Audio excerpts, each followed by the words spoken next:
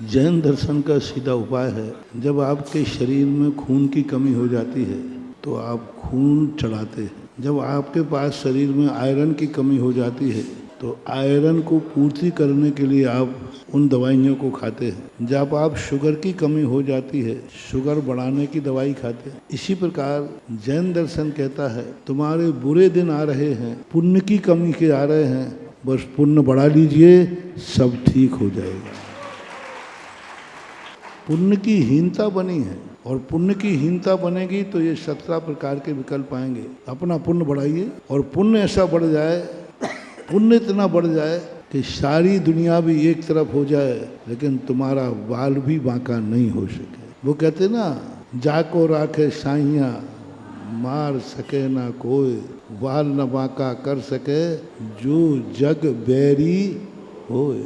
बहुत बड़ी बात, सारा जगत बैरी हो जाए कोई फर्क नहीं पड़ने वाला, कुछ नहीं फर्क पड़ने वाला। बस अपने अंदर पुण्य होना चाहिए, अपनी नीयत साफ होना चाहिए, अपना धर्म सत्य पर अडिग होना चाहिए। सत्य सूली तक जा सकता है, मैं बहुत बार बोलता हूँ, सत्य सूली तक जा सकता है लेकिन सत्य को कभी सूली लग नहीं सकती। सत्य सूली तक जा सकता है लेकिन सूली लगेगी नहीं। सेठ सुदर्शन सूली तक गए लेकिन उनको सूली नहीं लग सकती। तो अपनी नियत को साफ रखो, अपनी नियत सत्य रखो, अपने पुण्य बढ़ाने के जो साधन हैं उनमें बहुत अच्छी तरह से प्रवृत्त हो जाओ।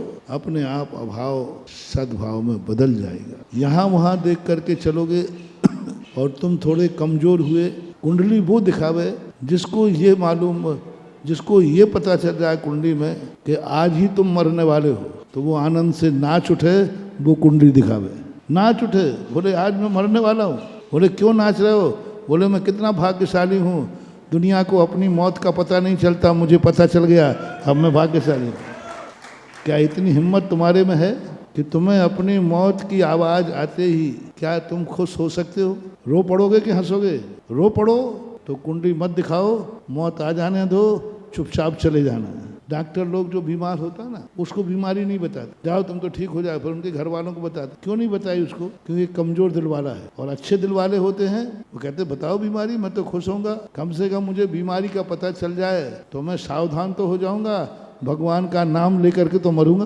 तो इतनी हिम्मत जिनको हो कि जिनकी कुंडली में मृत्यु योग भी हो तो उसको रोना नहीं आवे, घबराहट नहीं आवे, उसको एक खुशी आवे, कम से कम मुझे मौत का पता चल गया। कोई बतावे कि तुम्हारी कुंडली में ये बुरा लिखा हुआ है, तुम्हारी कुंडली में घाटा लिखा हुआ है, तुम्हारी कुंडली में ये दिवालिया होना लिखा है, तो रोना नहीं है, खुशी मनाना है। अच्छा बता दिया, अभी दिवाली के कितने दिन है? 3 महीने, लगभग 3 महीने में मैं इतना समझ जाऊंगा कि दिवाली भली मना पाऊँ या ना मना पाऊँ, लेकिन दिवालिया नहीं हो पाऊंगा, क्योंकि अभी 3 महीने में समझ जाऊंगा। तुम रोने बैठ जाते। विपत्ति आने पर रोना नहीं है, विपत्ति आने पर अपनी ताकत जबरदस्त बढ़ाओ, अपना मन की शक्ति बढ़ाओ, अपनी शरीर की ताकत बढ़ाओ, अपना सोच बढ़ाओ। रोने से हमारी शक्ति घटती है, टेंशन करने से हमारी शक्ति घटती है। जिस दिन टेंशन की बात आवे, हमारे पूज्य गुरुदेव का यही सबसे बड़ा लक्षण था। बहुत दिन में आचार्य जी को हम लोग पकड़ पाए, बहुत वर्षों के बाद। आचार्य जी कई बार हम लोग जब उनसे बात करने जाए, भैयावती के जाए, तो खूब अच्छे हंसी मजाक करना, अच्छी चर्चा करना, बहुत।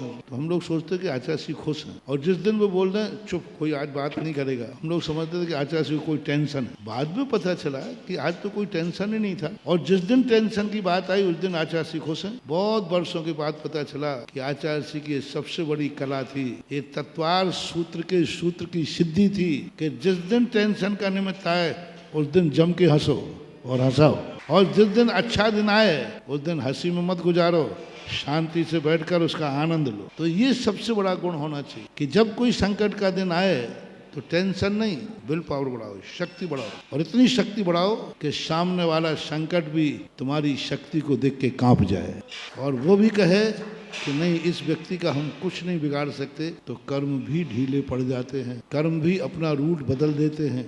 ऐसा करना चाहिए।